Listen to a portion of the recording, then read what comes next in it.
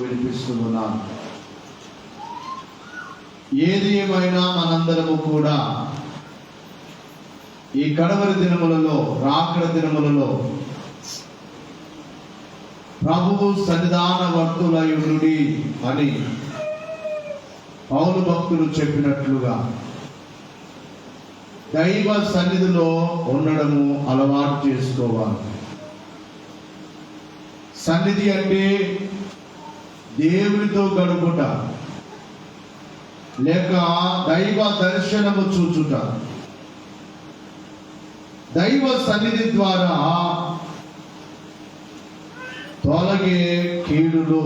తొలగిపోయే కీడు తొలగాలంటే దేవుని సన్నిధిలో మాత్రమే మన కీడులను దేవుడు తొలగిస్తాడు. పిల్లల్ని మీ దగ్గర పెట్టుకున్నా అలా చేయలేదు. మన కీడులన్నీ కూడా దైవ సన్నిధిలోనే దేవుడు తొలగిస్తాడు.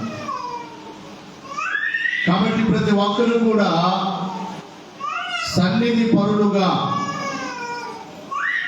సమయం దొరికినప్పుడల్లా దేవుని సన్నిధిలో గడిపే అనుభవాన్ని ప్రతి ఒక్కరు కలిగి ఉన్నారు.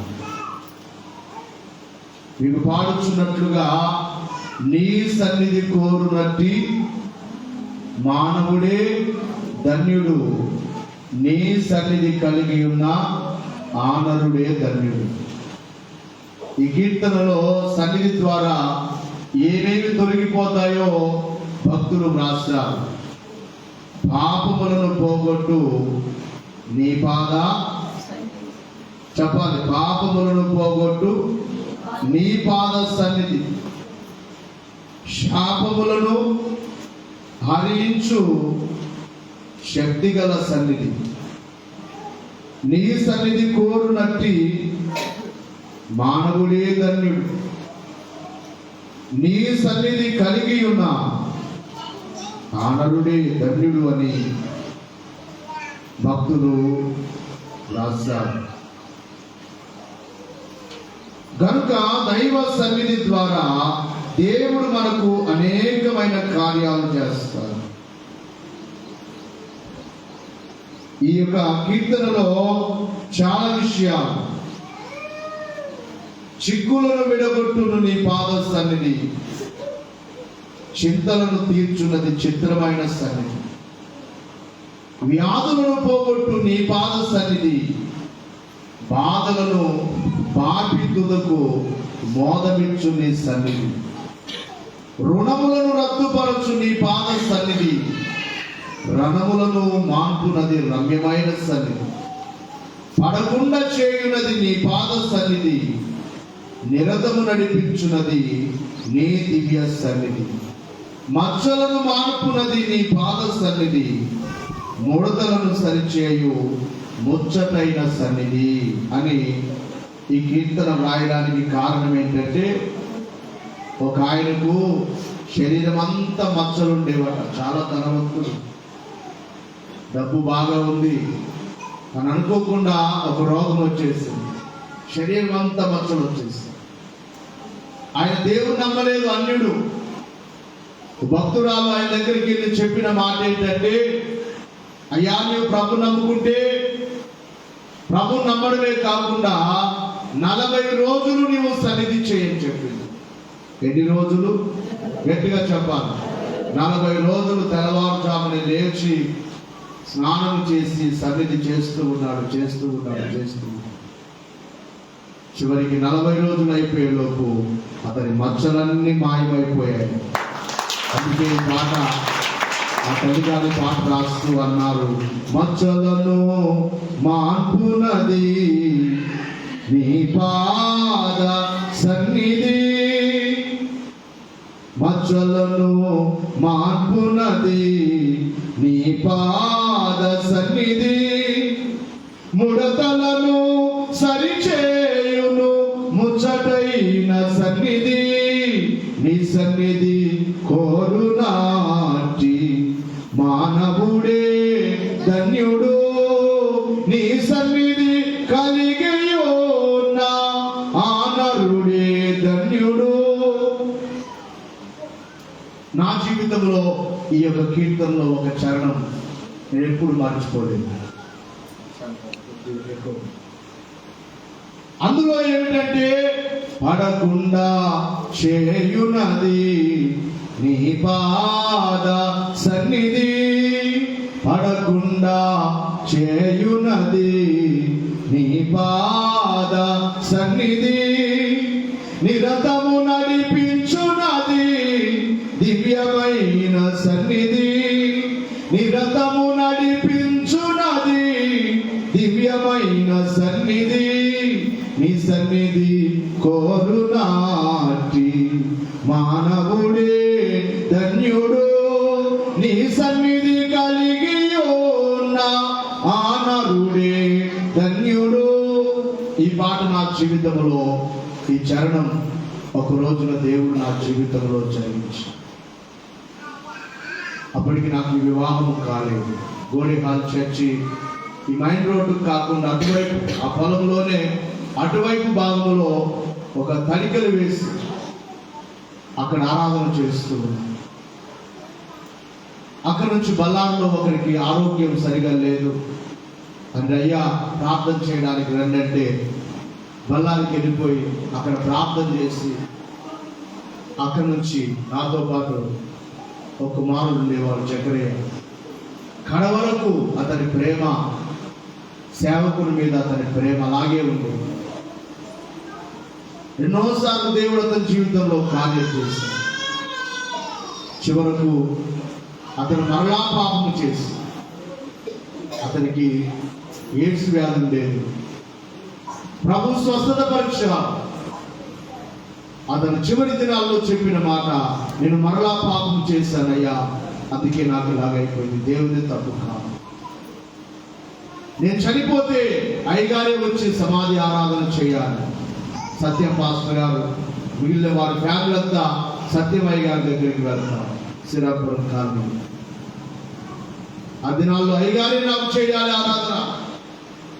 కొత్తగా పాస్టర్ అభిషేకం అయిన తర్వాత మొదటిగా ఆరాధన ఆయనకి ఆ సమాధి ఆరాధన చేయడం జరిగింది. ఆ రోజున ఆరాధన చేస్తుంటే కొంతమంది ఆ సంఘ యవనస్తులు నవ్వారు. అయితే సమాధి దగ్గరికి వెళ్ళిన తర్వాత ఒక అన్యుడు, ఆయన అంత ఆత్మీయముగా కార్యక్రమం చేస్తుంటే మీకు ఎలా నవ్వొస్తుంది, బుద్ధి లేదా అని చెప్పి వారిని అరిచారన్నమాట. అదంతా జరిగింది. ఎందుకు ఈ మాట చెప్తున్నానంటే, ఆయన నేను బస్ ఎక్కే వరకు నాతోనే ఉండేవాడు. నన్ను అయ్యాని పిలిచేవాడు. ఒక్కోసారి రాజా, ప్రేమగా రాజా, అట్టగాదు రాజా అనేవాడు. ఎవరైనా నన్ను సరిగా మాట్లాడకపోతే తిట్టేవాడు, వెంటనే తిట్టేవాడు. సేవకులు ఎలా మాట్లాడాలో తెలియదా, దైవ సేవకులు అంటే ఏంటి అని చెప్పి బాగా అరిచేవాడు అన్నమాట. చక్రయ్య టిఫిన్ చేయించి, రాయల్ హోటల్లో టిఫిన్ చేయించి బస్ స్టాండ్లో బస్సు ఎక్కే వరకు నాతోనే ఉండేవాడు. ఆ రోజు బస్సు ఎక్కాను, నిద్ర ఉండేది కాదు సరిగా. శుక్రవారం వెళ్ళాలి, ఆళ్ళంతా క్లీన్ చేసుకోవాలి. నేను చెప్తుంటే నా మాటలు మీకు ఇబ్బందిగా ఉండొచ్చేమో, కానీ జరిగిన వాస్తవాన్ని చెప్తున్నాను సాక్షి. ఆ యొక్క ఆటలు క్లీన్ చేసి కార్యక్రమం స్టార్ట్ చేసి, కార్యక్రమం అయిపోయేలోపు రాత్రి 10 అవుతుంది. అయిపోగానే భోజనం చేయాలి, వెంటనే మళ్ళీ డోన్కి వెళ్ళాలి. డోన్కి వెళ్ళి రైల్వే స్టేషన్లో రాత్రంతా కూర్చోవాలి దోమలకి. మామూలుగా కొరకు దోమలు. ఏమాత్రం నిద్రపోయావా, కరెక్ట్గా తెల్లవారుజాము 4 గంటలకు ట్రైన్ వస్తుంది. రోజు అలాగే కళ్ళు నురుపుకునేది, కళ్ళకి వ్రేలు పెట్టుకునేది. నిద్రపోతే గురువుగారు వచ్చారనుకోండి, ఆ సమయానికి లేకపోతే బాగోదని చెప్పి అలా ఉండేవారు. ఒక రోజున కుడికాను, ట్రైన్ వచ్చింది. ఆయనే సూట్ కేసులన్నీ ఆయనే తీసుకున్నాడు. ఆయన ఒక అమ్మాయి, మేము వెళ్ళినా కూడా ఆయనకు ఒక సూట్ కేసు ఇస్తాడన్నమాట. ఆయన ముసలాయన అన్ని ముసలాయనకి ఎత్తాడు. అయ్యగారు 2 ఆ చేతులు ఈ చేతిలో పట్టుకొని దిగాడు. లోపల నిద్రమొమ్ములో వేసి ఆ భోగిలకి ఎక్కి చూస్తున్నాను, లేదు అయ్యగారు లేదు. అప్పుడే దిగిరిపోతున్నా. అప్పుడు వెళ్ళి అయ్యా ఇవ్వన్నాడు, ఎందుకు వచ్చావు? నిద్రపోయికి వచ్చావు రైల్వే స్టేషన్, పో వెనక్కి వెళ్ళిపో. అలాంటి పరిస్థితి నిద్ర ఉండేది కాదు. శుక్రవారం నిద్ర ఉండేది కాదు. శనివారం ఒక్కోసారి 2-3 అయ్యేది. 3 గంటలకు మరలా బస్ స్టాండ్కి రావాలి, బస్సు ఎక్కాలి, 3 గంటల బస్సుకి ఎక్కాలి, 4 గంటల బస్సుకి ఎక్కాలి, లేదంటే కూడా ఇక్కడికి ఆరాధనకు రాలేదు. అలాంటి పరిస్థితి కనుక ఎందుకు ఈ మాటలు చెప్తున్నట్టు, నిద్ర లేదు. ఆ రోజున బస్సులో ఎక్కి అంతకుముందు ఆరాధన అయిపోయినప్పటి నుంచి నా మనసులో ఒక చరణం పాడుకుంటూనే ఉన్నాను. పడకుండా చేయునది నీ పాద సన్నిధి, నిరతము నడిపించునది దివ్యమైన సన్నిధి. ఇదే చరణం పాడుకుంటున్నాను. అలాగే పాడుకుంటూ బస్సులో కూర్చొని ఈలోపు నిద్ర వచ్చి నిద్రపోయాను. బస్సులో ఎక్కువ నిద్రపోయేవాడు ప్రయాణం. ఆ పాట దాటగానే యాక్సిడెంట్ అయింది బస్సు. ఆ ముందు భాగం అంతా కండక్టర్, లేడీ కండక్టర్ అక్కడక్కడే చనిపోయాడు. 4 చనిపోయారు. చాలా మంది కాళ్ళు చేతులు ఇరిగిపోయారు. వారి కాళ్ళు ఆ సీట్ల మధ్యలో ఇరుక్కుపోయి ఏడుస్తూ ఉన్నారు. ఆ దారంతా కూడా రక్తపు మడుగు, రోడ్డంతా రక్తం. నిలబడిన లారీని కొట్టుకుంటూ వెళ్ళిపోయాడు బస్సు డ్రైవర్. అద్భుతం ఏంటంటే ఆ ప్రమాదంలో ఏది తగలకుండా, పడిపోకుండా, ప్రాణాపాయం కలగకుండా, చిన్న దెబ్బ కూడా తగలకుండా ప్రభు నన్ను కాపాడాడు. న్యూస్లో చూస్తే ఆ న్యూస్ పేపర్లో రాసింది ఏంటంటే, ఈ యాక్సిడెంట్లో చివరిలో ఉన్న వారికే, ఒక 2-3 దెబ్బలు తగలేదు, అందరికీ తగిలాయన్నారు న్యూస్ పేపర్. కానీ నేను ఎక్కడున్నానో తెలుసా? డ్రైవర్ నుంచి 3వ సీట్లో ఉన్నాను. ఎక్కడ? డ్రైవర్ దగ్గర నుంచి 3వ సీట్లో. చిన్న దెబ్బ కూడా తగలేదు. ఒక రవ్వ, ఇంత రవ్వ, చిన్న రవ్వ. ఇక్కడ ఆ గ్లాసులన్నీ పగిలిపోయాయి, ముందు అద్దాలన్నీ పగిలిపోయాయి. చిన్న రవ్వ ఈ నొసటి మీద పడింది, చిన్న రవ్వ. అదే దెబ్బ తగలేదు. అలా చూసుకుంటే అక్కడ ఉంది. ఆ తర్వాత కవర్లో బట్టలు పెట్టుకున్నాను. ఆ బట్టల్లో ఆ కవర్ నిండా ఎన్ని అద్దాలు, పగిలిపోయిన అద్దాల ఆ ముజ్జుల నదులోకి వెళ్ళిపోయాయి. ఎలాగ వెళ్ళాయో నాకు తెలియదు. చేయి దాని మీద పెట్టుకున్నాను, ఒక్కడి కూడా తగలలేదు. ఆ శబ్దము రాగానే నా నోటికి వచ్చింది దేవా మీకు స్తుతి అనగానే, నేను ఆ కళ్ళు మూసుకున్నప్పుడే నాకు ప్రభు కనబడుతున్నారు.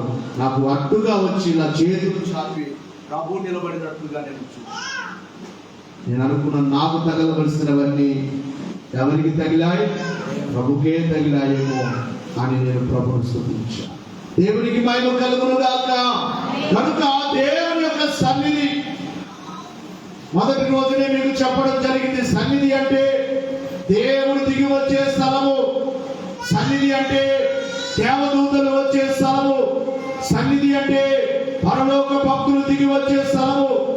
కాబట్టి అట్టి సన్నిధిని ఎవరైతే కలిగి ఉంటారో వారికి దేవుడు కొన్ని కీడులు తొలగిస్తారు. అందులో మొదటిగా ఏమిటంటే ధనాపేక్ష అనే కీడును దైవ సన్నిధి ద్వారా దేవుడు తొలగిస్తారు. దేవుని వాక్యము చెబుతున్న మాట ఏమిటంటే, తిమోతికి వ్రాసిన మొదటి పత్రికలో ప్రియులారా 6వ అధ్యాయము 10వ వచనములో చూస్తే, ఎందుకనగా ధనాపేక్ష సమస్తమైన కీడులకు మూలం. కొందరు దానిని ఆశించి విశ్వాసము నుండి తొలగిపోయి నానా బాధలతో తమను తానే పొడుచుకొని, ఈ లోకములో కీడు కలిగించేది ఏదైనా ఉన్నది అంటే ధనాపేక్ష. ధనము సమస్తమైన కీడులకు మూలం. అమ్మా వినాలి, మనం అనుకుంటాం డబ్బున్నవారు బాగున్నారు అనుకుంటాము, కానీ వారు ఎన్నో కీడులు పొందవలసి ఉన్నది. వారికి ఎన్నో కీడులు వస్తాయి.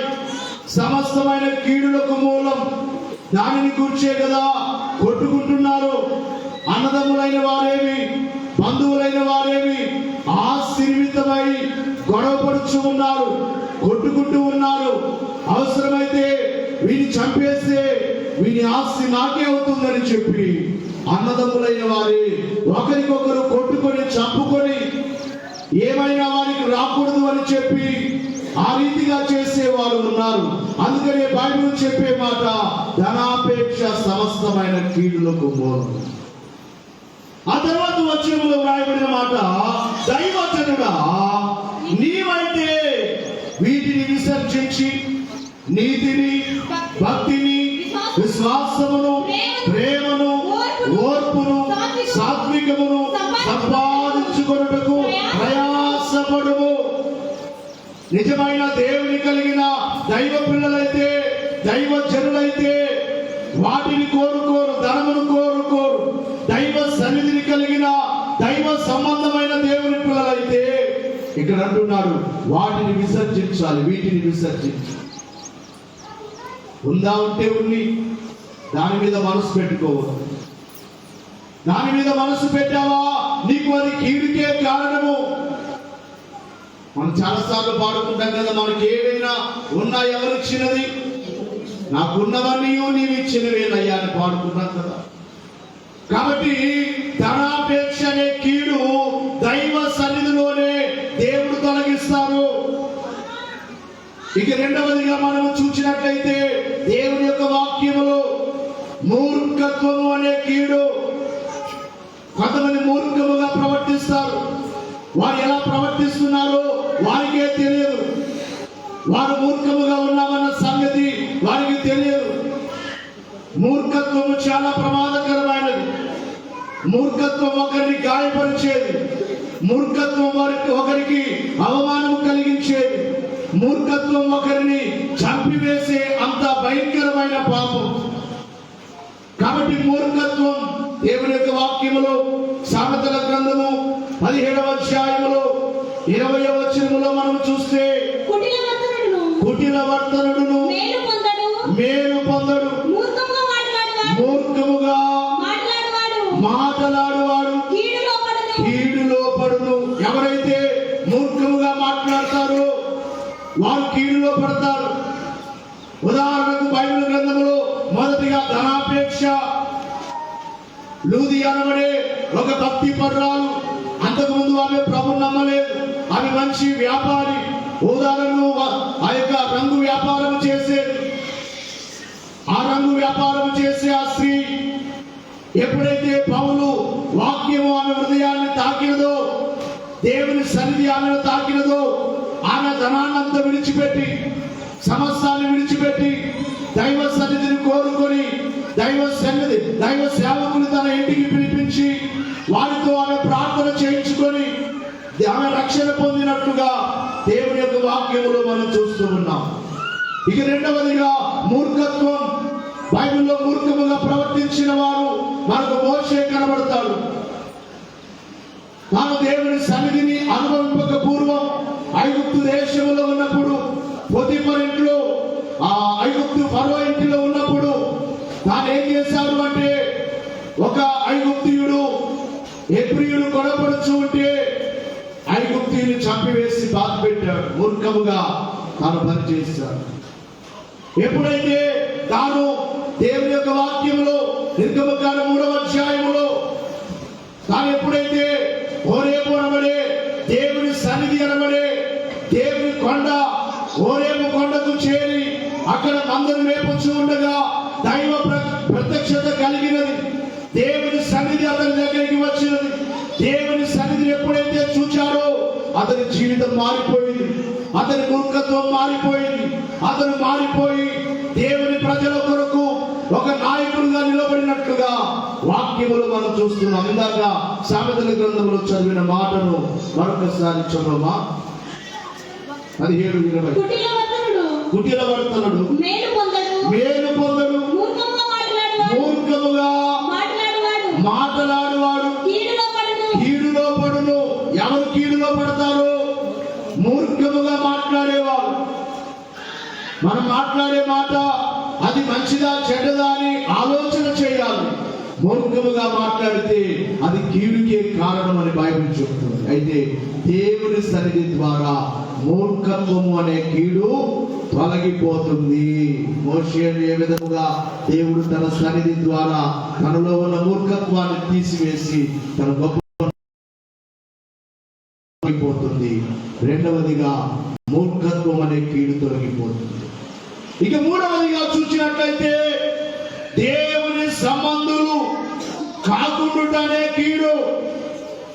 కొంతమంది దేవుని సంబంధులుగా కాకుండా లోక సంబంధముగా ప్రవర్తించేవారు ఉన్నారు. లోక సంబంధముగా ప్రవర్తించేవారు ఉన్నారు. మూర్ఖముగా ప్రవర్తించిన వారిలో మనకు అపోస్తులైన పౌలు కూడా కనబడతాడు. అపోస్తులైన పౌలు తాను చేసిన పని మనం బైబిల్లో చూసినట్లయితే క్రీస్తు నా రక్షకుడు అని ఎవరైతే నమ్ముతారో వారిని చంపేసేవాడు. ఎప్పుడైతే దేవుని దర్శనాన్ని చూచాడో, దైవ సన్నిధి అతని దగ్గరికి వచ్చినదో అతనిలో మూర్ఖత్వం పోయి అతడు క్రీస్తు కొరకు నిలబడ్డాడు. అవమానములకైనా, నిందలకైనా, కొట్టించుకోవడానికైనా, రాళ్ళతో కొట్టించుకోవడానికైనా, బెత్తములతో కొట్టించుకోవడానికైనా, చెరసాలకైనా సిద్ధపడ్డాడు. అంతకుముందు మూర్ఖుడుగా ఉన్నాడు. ప్రియులను గమనించాలి. ఇక మూడవదిగా మనం చూసినట్లయితే దైవ సంబంధులు కాకుండా అనే కీడు. కొంతమంది లోక సంబంధులుగానే ఉన్నారు. ఇంకా యోహాను రాసిన 3వ పత్రిక 1వ అధ్యాయం 11వ వచనాన్ని చదువుకుందాం. యోహాను రాసిన ప్రియుడా చెడు కార్యములను కాక మంచి కార్యములను అనుసరించి నడుచుకొనుము. మేలు చేయువాడు దేవుని సంబంధి, కీడు చేయువాడు దేవునిని చూచిన వాడు కాదు. మేలు చేసేవారు ఎవరి సంబంధులు? గట్టిగా చెప్పాలి. కీడు చేసేవారు ఎవరి సంబంధులు? దేవుని సంబంధులు కాదు. అందుకని మేలు చేసేవారుగా ఉండాలి. మేలు చేయకపోవడమే లేక దైవ సంబంధులుగా కాకుండా ఉండడమే ఒక కీడు. దేవుని సంబంధులమా లేకపోతే అపవాది సంబంధులమా? మననే మీకు చెప్పడం జరిగింది. పిల్లల్ని బయటకు వదలదమ్మా. ఒక రోడ్డు మీదకి అక్కడికి పచ్చికల్లోకి అలా వెళ్తున్నారు. మీ పిల్లలు మీ దగ్గర వెళ్తున్నారు. ఒకసారి అందరూ చేతులు ఎత్తారు. మననే ఒక మాట మీ అందరిని కూడా ఇప్పుడు అడుగుతున్నాను. ఒక మాట చెప్పడం జరిగింది. మనం పరలోకానికి వెళ్తామా, పాతాళానికి వెళ్తామా ఎప్పుడు తెలుస్తుంది? చచ్చినాక తెలుస్తుందా అన్నవారు చేతులు ఎత్తండి. ఒకసారి చచ్చినాక తెలుస్తుందయ్యా అన్నవారు చేతులు ఎత్తండి. బ్రతుకుండగా తెలుస్తుందన్నవారు చేతులు ఎత్తండి. కొంతమంది ఎత్తట్లేదన్నమాట. అంటే కొంతమంది ఎలా ఉంటారంటే చివరి వరకు ఉంటారన్నమాట. ఏది మెజార్టీ ఉందో అక్కడ ఆ పార్టీలోకి వెళ్దాములే అనే రకాలన్నమాట. అలా కాకుండా ఇలా కాకుండా కాదు.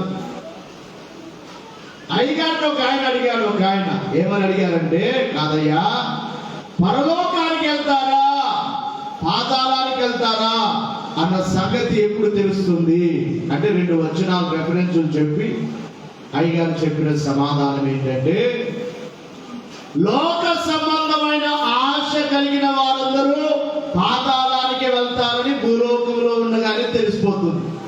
మరొక మాట, పాపము ఏదైనా నీలో ఉంటే భూమి మీద ఉండగానే గ్యారంటీగా నీకే తెలిసిపోతుంది. నాకు కాదు, బోధించే నాకు కాదు, నీకే తెలిసిపోతుంది. నీలో ఏదైనా పాపం ఉన్నది అంటే నీవు ఎక్కడికి వెళ్తావని గ్యారంటీగా నీకు తెలుసు.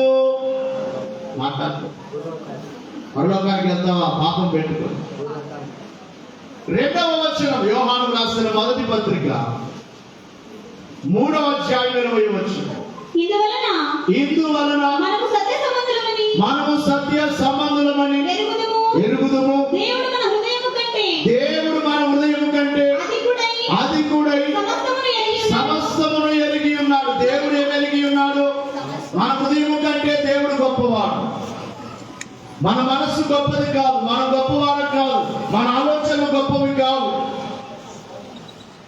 ఇంత విశ్వమును కలుగ చేసిన దేవుని ఎదుట మన తలంపులేపాటి, మన ఆలోచనలేపాటి, మన హృదయం ఎంత?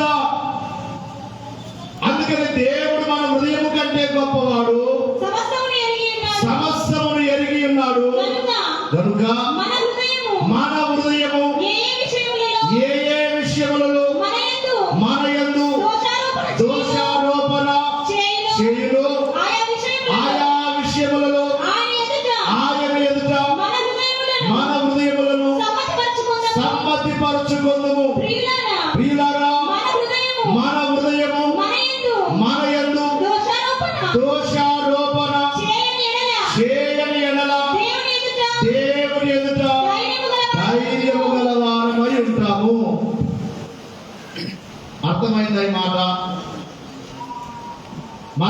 హృదయంలో ఉన్నదంత దేవునికి తెలుసు. నీ హృదయం నీ మీద దోషారోపణ చేయకపోతే, అందుకే నేను పలుమార్లు చెప్తూ ఉంటాను, ఎవరి మనస్సాక్షి వారిని ఏం చేస్తారు? మాట్లాడలేదు. అంటే మీరు మీకు మనస్సాక్షి లేకుండా ఉన్నారా ఏంటి? మాట్లాడలేదు. ఎవరు మనస్సాక్షి ఉందా లేదా? మనస్సాక్షి ఏం చేస్తుంది? మీకు ఒక మాట చెప్తా. ఒక ధనవంతుని దగ్గర ఒక పేదవాడు ఉన్నాడు, పని మనిషిగా ఉన్నాడు. ఆయన కారు తొడవడం, ఆయన టేబుల్ తొడవడం, ఆయన చైర్ తొడవడం, ఆయన రూమ్ తొడవడం, అదంతా అతని పని. ఒకరోజు నీ ధనవంతుడు కొంత సొమ్ము డబ్బులు తీసుకొని టేబుల్ మీద పెట్టి తన హడావుడిగా తొందరలో వెళ్ళిపోయి కారుకి తను వెళ్ళిపోయాడు వేరే ప్రాంతాన్ని. అక్కడ ఏమున్నాయి టేబుల్ మీద? గట్టిగా చెప్పాలి. చెప్పే మాట అర్థమవుతుందా లేదా? ఏమున్నాయి చెప్పండి? డబ్బులు. చూశాడు, మనస్సాక్షి అంటుంది ఆయన వెళ్ళిపోయాడు, ఎక్కడో మర్చిపోయాడు అనుకుంటానులే, తీసుకెళ్ళి పెట్టుకో, ఇంట్లో తీసుకెళ్ళు. చూశాడా ఏంటి? తీసుకెళ్ళి. ఇంకొకటి అంటుంది లోపలేది, ఇచ్చే జీతంతో తృప్తి పడు, ఆయన ఎంత ఇస్తాడో అదే తీసుకో, నీది కాని వస్తువు రుణమైనా కూడా నీవు తీసుకోకూడదు అని మనస్సాక్షి చెప్తుంది. కొంతమంది ఫ్రీగా వస్తే ఎంత అవుతారట? చెప్పండి. ఫ్రీగా వస్తే ఎంత అవుతారు? ఫినాయిల్ అయినా ఇచ్చి పెట్టరు. మరి ఇంత డబ్బులు కట్ట కళ్ళ ముందు ఉంది, ఏం చేయాలి? తీసుకోమని తన మనసే చెప్తుంది, వద్దు అని తన మనసే చెప్తుంది. ఇందులో ఏది మంచిది? తీసుకోమనేది మంచిదా? మాట్లాడలేదు. వద్దనేది మంచిదా? వద్దనే మనస్సాక్షి. అదే ఈ మనస్సాక్షి ఉంది కదా, మంచి చెప్పే మనస్సాక్షి మన మీద దోషారోపణ చేయడానికి అవకాశము లేకుండా ఉన్నప్పుడే మనం ఎక్కడికి వెళ్తాము? పరలోకానికి వెళ్తామని ఎక్కడ తెలిసిపోతుందట? భూలోకములో ఉండగానే తెలిసిపోతుంది. పాపం చేస్తున్నావు, మనస్సాక్షి అంటుంది వద్దు అని, అలాగే చేస్తున్నావు అనుకో, దోషారోపణ చేస్తుంది మనస్సాక్షి. నీవు చేసేది తప్పు, ఇలా త్రాగేది తప్పు, ఇలా తినేది తప్పు, ఇలా మాట్లాడేది తప్పు అని మనస్సాక్షి చెబుతూనే ఉంటుంది. కాబట్టి నీవు దేవుని సంబంధివా కాదా అన్నది భూలోకంలో ఉండగానే తెలిసిపోతుంది. ఇందాక చదువుకున్నట్లుగా దేవుని సంబంధి కాకుండా ఉండడమే ఒక కీడు. మనము దైవ సంబంధముగా ఈ లోకములో జీవించవలసిన వారమై ఉన్నాం. లోక సంబంధముగా కాదు, దైవ సంబంధముగా మనం బ్రతకాలి. ఇక నాలుగవదిగా మనం చూస్తే సత్కార్యములు చేయకుండా అనే కీడు. మంచి కార్యములు భూలోకములో ఉండగా మనం ఏమైనా చేయాలంటే మంచి కార్యాలే చేయాలి. ఏవి మంచి కార్యాలు? చాలాసార్లు మీకు చెప్పడం జరిగింది. మంచి కార్యాలు మొన్న మీ అందరికీ ఒక ప్రకటన చేశాం. మన కుమార్తెల్లో ఒక కుమార్తెకు బాగోలేదంటే చాలామంది మీరు సొమ్మును సిద్ధపరిచి దాదాపుగా ఒక 10,000 రూపాయలు ఆ బిడ్డకు మేము వెళ్ళి మీ అందరు ఇచ్చిన కానుక ఆ సొమ్మును ఆమెకి ఇవ్వడం జరిగినది. నేను పాస్టమ్మ మన ఆత్మీయ సహోదరులు వెళ్ళి ఆ కుమార్తెకు ప్రార్థన చేసి ఇవ్వడం జరిగింది. మంచి పనులు ఈ లోకంలో ఏది మన వెంట రాదు. వస్తుందా చెప్పండి? మాట్లాడలేదు. మీరు మాట్లాడకపోతే నాకు డౌట్లు ఎక్కువ వస్తాయన్నమాట. ఏంటంటే నీవు తీసుకెళ్ళమేమో, అంత తీసుకెళ్తామే మేము. మా ఇల్లు తీసుకెళ్తాం, మా బంగారం తీసుకెళ్తాం, మా పొలం తీసుకెళ్తాం. పోయిన తర్వాత మనకి ఎవరు తీసుకుంటారో మనకే తెలియదు, ఎవరు అనుభవిస్తారో మనకే తెలియదని బైబిల్ చెబుతుంది. కనుక ప్రియులారా, దేవుని యొక్క వాక్యములో రోమపత్రిక 16వ అధ్యాయం 19వ వచనం, నిష్కపటముగా లేకుండా అనే ఒక కీడు లేక వేషధారణ. వేషధారణ అనేది చాలా ప్రమాదకరమైనది. రోమా 16:19 మనం ఒకసారి చూస్తే, మీ విధేయత అందరికీ ప్రచురమైనది కనుక మిమ్మల్ని గూర్చి సంతోషించుచున్నాను. మీరు మేలు విషయమై జ్ఞానులను కీడు విషయమై నిష్కపటులున్నాయి ఉండవలనని కోరుచున్నాను. బాగా వినాలి. మేలు విషయమై జ్ఞానులుగా ఉండండి, కీడు విషయమై నిష్కపటులుగా ఉండండి. ఎవరికి కీడు చేయవద్దు, ఎవరికి మోసం చేయవద్దు. ఒకరు మనకు మోసం చేసినా మనం బాధపడకూడదు, కానీ ఒకరికి మాత్రం మనం ఏనాడేం చేయకూడదు, మోసం చేయకూడదు. ఇక్కడ అదే అంటున్నారు కదా, మీ విధేయత అందరికీ ప్రచురమైనది కనుక మిమ్మల్ని గురించి సంతోషించుచున్నాము. మీరు మేలు విషయమై జ్ఞానులను కీడు విషయమై నిష్కపటులై ఉండవలని కోరుచున్నాను. మేలు విషయంలో మనం జ్ఞానులముగా ఉండాలి, కీడు విషయంలో కపటం లేని వారముగా ఉండాలి, నిష్కపటముగా, ఎవరికి కీడు చేయని వారముగా. ఒక మాట చెప్పాలంటే మేలు చేసేవారముగా, నిష్కపటముగా. నిష్కపటం అంటే లోపల ఒకటి పెట్టుకొని బయటకు ఒకటి మాట్లాడడం, మనసులో ఒకటి ఉంచుకొని బయటకు మాట్లాడడం అనేది అది ఏ బుద్ధి? గట్టిగా చెప్పాలి, కపట బుద్ధి. లేక దానికి మరొక పేరు ఏం చెప్పారంటే ప్రభు, వేషధారణ. ఎటు చెప్పండి? వేషధారణ. శాస్త్రుని పరిచయం చూచి ఆయన పలుమార్లు మాట్లాడిన మాట, మీరు సున్నము కొట్టిన సమానం. పైకి భక్తిగా కనబడుచున్నారు కానీ మీ లోపల కంపు ఉన్నది. వేషధారణ అది మనకు బైబిల్లో చూచినట్లయితే పేతురు గారిలో మనకు కనబడుతుంది. మన అభిషేకం పొందగమునుపు, పరిశుద్ధాత్మను పొందగమునుపు యేసును ఎరుగను అని చెప్పి మారు చెప్పా. అంతకుముందు ప్రభుతో ఏమన్నాడు? అవసరమైతే నా ప్రాణమైనా ఇస్తానన్నాడు. కానీ సమయం వచ్చే సమయానికి అతనిలో ఆ నిజాయితీ కనబడలేదు.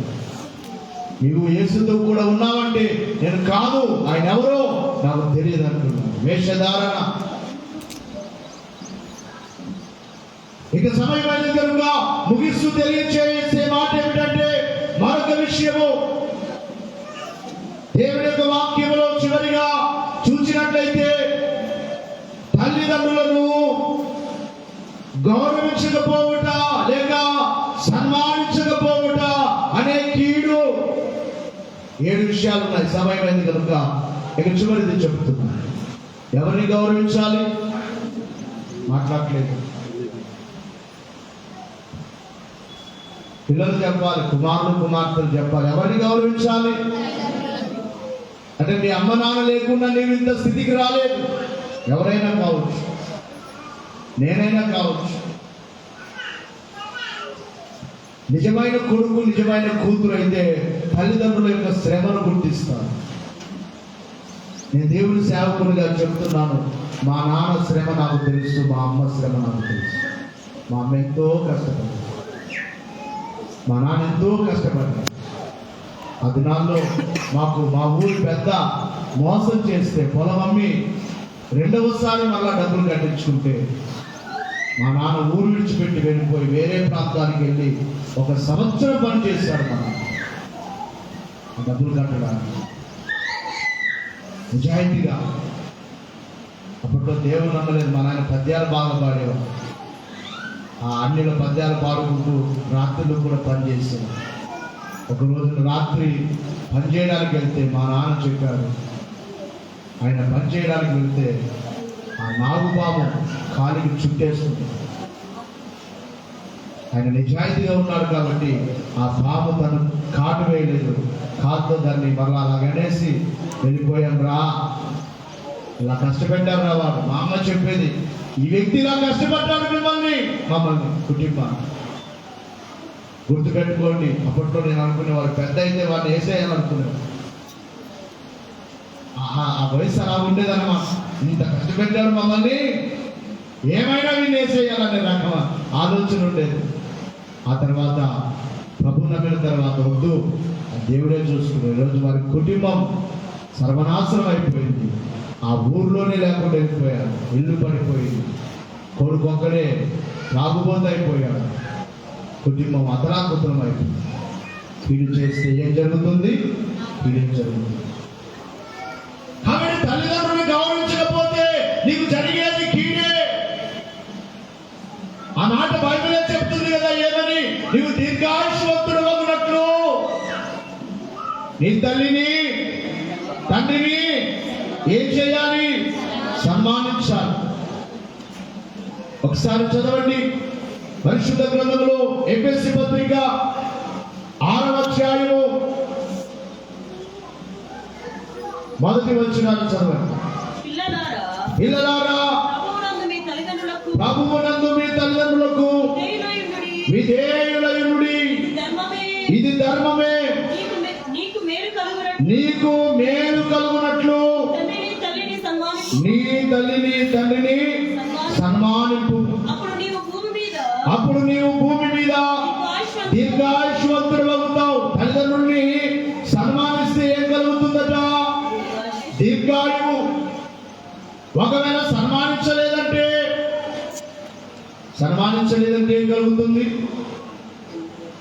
దీర్ఘాయువు ఉండదు. తల్లిదండ్రుల కంటే ముందే మరణం రావచ్చేమో. సామెతల గ్రంథంలో కూడా తల్లిదండ్రుల్ని బాధ పెట్టే వానికి మరణము శాపము అని. తల్లిదండ్రులు గౌరవించడం నేర్చుకోండి. ఒకవేళ నీవు ఆ విధముగా గౌరవించలేదా, నీ జీవితంలో నీవేం చేస్తున్నావంటే 19:26 ఒకసారి చదవండి. సామెతల గ్రంథం 19:26. మీ తల్లిదండ్రుల శ్రమను గుర్తించండి. లేచి నిలబడి ఒకసారి చివరిలో అయిపోయింది. లేచి నిలబడింది. ఆ చదవాలి. తండ్రికి కీడు చేసి తల్లిని తరిమివేయువాడు అవమానమును అపకీర్తిని కలుగ చేయవాడు. తండ్రిని అవమానపరిచి తల్లిని త్రోసివేసేవాడు. ఎంతమంది తల్లిదండ్రులు త్రోసివేస్తున్నారు? ఒక వయసుకు రావాలంటే ఆ తల్లిదండ్రులు ఎంత శ్రమ పడుంటారు. నేను అంటాను, ఒకవేళ నీవు అలా చేసావా, కాలం కొంత టైం పట్టొచ్చేమో కానీ రేపు నీవు కూడా ఏమవుతావు? తండ్రి అవుతారా? అవరా? అంటే పెళ్లి చేసుకోకుండా ఉండిపోతారా ఏంటి? తండ్రి అవుతారా? అవరా? మరి నీకు కొడుకు ఒక రోజునట ఒక ముసలాయన బాగా సంపాదించి డబ్బు సంపాదించి 3 అంతస్తుల బిల్డింగ్ కట్టించాడట కొడుకు. 3 అంతస్తుల బిల్డింగ్ కట్టిస్తే ఏదో ఒక అంతస్తులో పెట్టొచ్చు కదా, ఒక రూమ్ ఇవ్వచ్చు కదా. ఇన్నంత గలించేస్తాడు ఈ ముసలోడు అని చెప్పి ఇంటి పక్కన ఒక కొట్ట వేశాడట. కొట్టం చాలాసార్లు మీకు చెప్తుంటారు కదా, మరలా చెప్తూ కొట్ట వేశాడు. కొట్టం అంటే సీట్లు వేయలేదు. ఈ సీట్లు ఈ మధ్య కాలంలో వచ్చాయి కదా. ఇంతకుముందు ఏదో బోదగడ్డితోనో ఏదో తడికలు వేసి ఒక కొట్ట వేసి ఆ కొట్టంలో ఒక మంచం వేసి ఒకే ప్లేటు ఒకే చెంబు ఆ ముసలానికి పెడుతున్నారు. అది కూడా ఒక్కోసారి పెడుతున్నారు, ఒక్కోసారి పెట్టట్లేదు. కొంతకాలానికి ముసలాయన చనిపోయాడు. చనిపోతే ఏం చేస్తారు చెప్పండి? బతుకున్నప్పుడు భోజనం పెట్టరట, చచ్చిపోతే చాలా హడావిడి చేస్తారు కదా. కొడుకు ఎంత ప్రేమ ఉందో అన్నట్లుగా చేస్తారు. అప్పుడే అందరికి భోజనాలు పెడతారు. ఇంకేం చేస్తారు తెలుసా? తీసుకెళ్లి సమాధి దగ్గర పెడతారు. ఎక్కడ? నేను అనుకుంటాను, బ్రతికినప్పుడు పెట్టరు భోజనం, చచ్చిన తర్వాత సమాధి దగ్గర పెడితే తింటాడు ఆయన. ఏదో పిచ్చి ఆలోచన అన్నమాట. చచ్చినప్పుడు పెట్టడం కాదు, బ్రతికినప్పుడు పెట్టండి. ఏమైందంటే సమాధికి వెళ్ళేటప్పుడు మొత్తం ఆయన వాడినవన్నీ ఏం చేస్తారు? ఓ సంచికి వేస్తారు. మేము కూడా సమాధానం చేస్తున్నా కదా, చూస్తున్నాం అన్నమాట.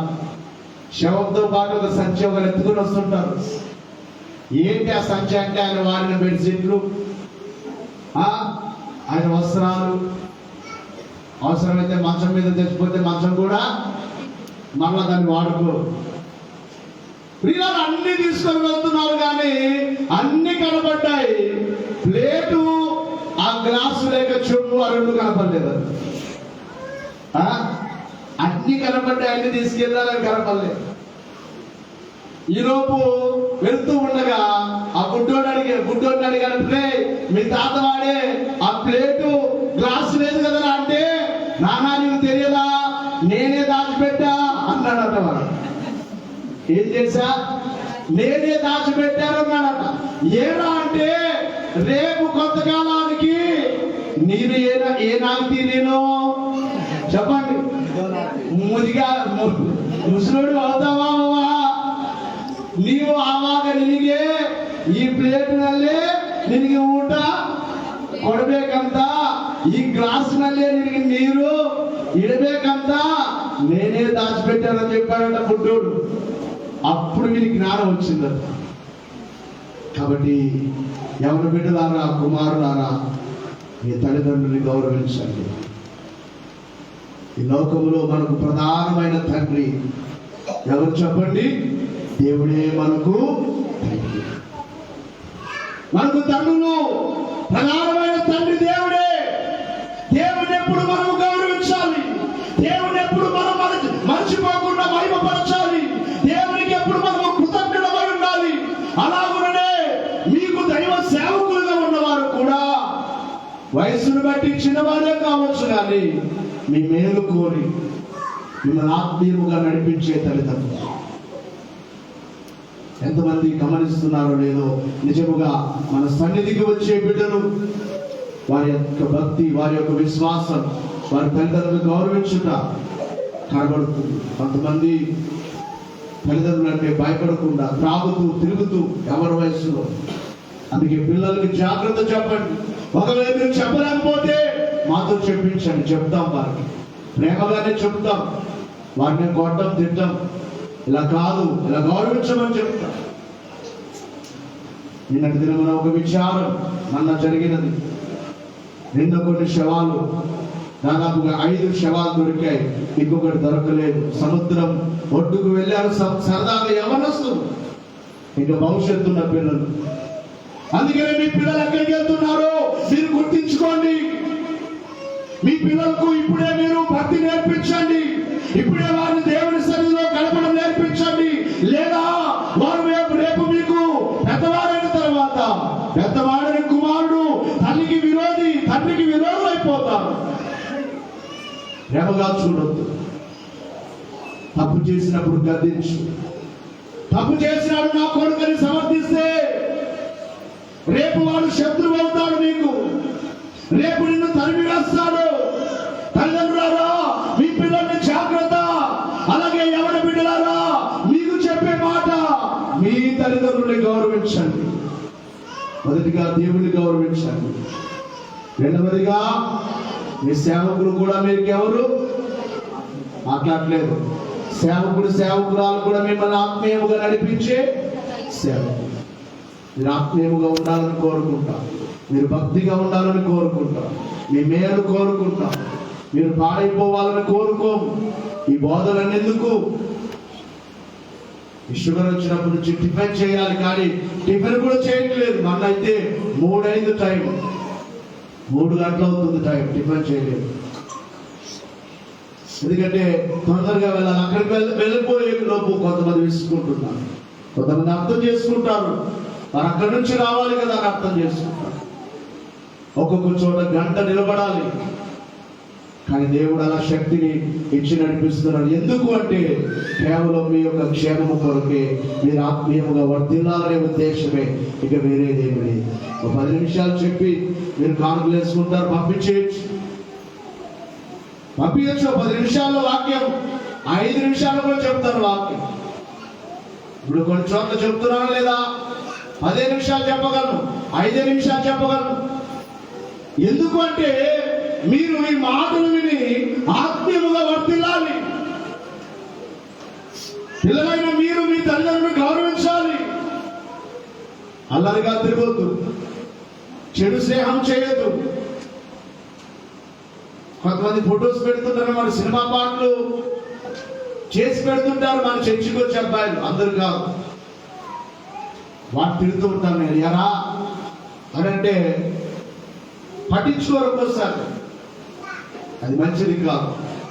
సినిమా వాళ్ళు మనం రక్షించరు. మనం రక్షించేది ఎవరు? చెప్పండి గట్టిగా. దేవుని గౌరవించండి, దైవ సేవకుల్ని గౌరవించండి. అలాగుననే మీ తల్లిదండ్రులు ఏనాడు మీరేం చేయొద్దు, బాధ పెట్టదు. వయసు అయిపోయిన తర్వాత అలాగే మీకు కూడా చెప్పాలి, తల్లిదండ్రులకు కూడా చెప్పాలి.